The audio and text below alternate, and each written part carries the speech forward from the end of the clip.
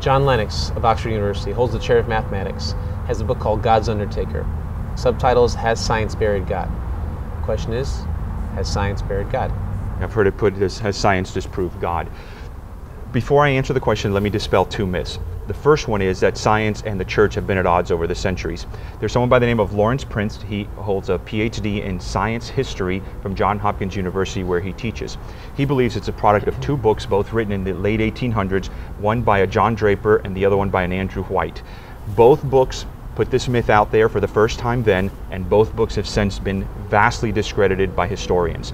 In fact, Lawrence Prince says the opposite is true, that the church historically has always supported the scientific endeavor, has supported scientists and scientific experiments throughout history.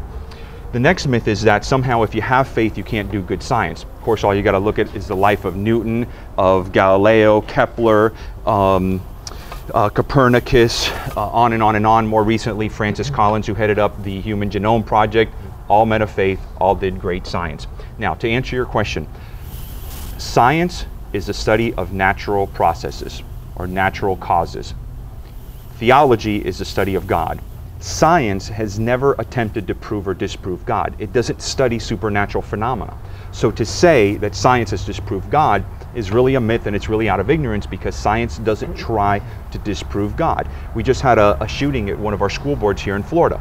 A man walks in with a gun, points it at the school board chair, point blank, and pulls 2 rounds into him. Bullets never hit him.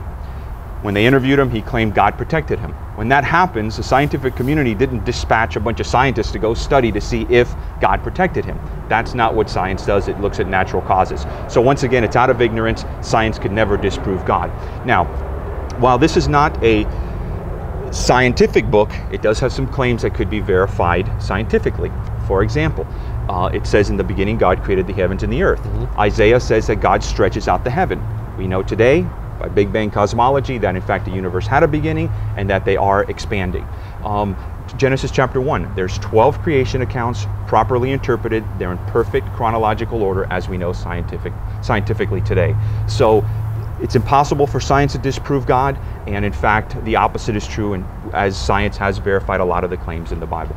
And practically speaking, we watch different kind of learning channels on TV, and we go through school here in America, and it says, hey, you know, this is science, this proves naturalism in a sense. They come out and say that, and the people, generally speaking, think that, wow, because science is true, because naturalism is true, that God doesn't exist, it's a myth, and that kind of thing. So that's really the core of this. Yeah. What do you say about that? I agree 100%. Again, that although science has done some great things, it's never attempted to prove or disprove God, and it can't be done scientifically.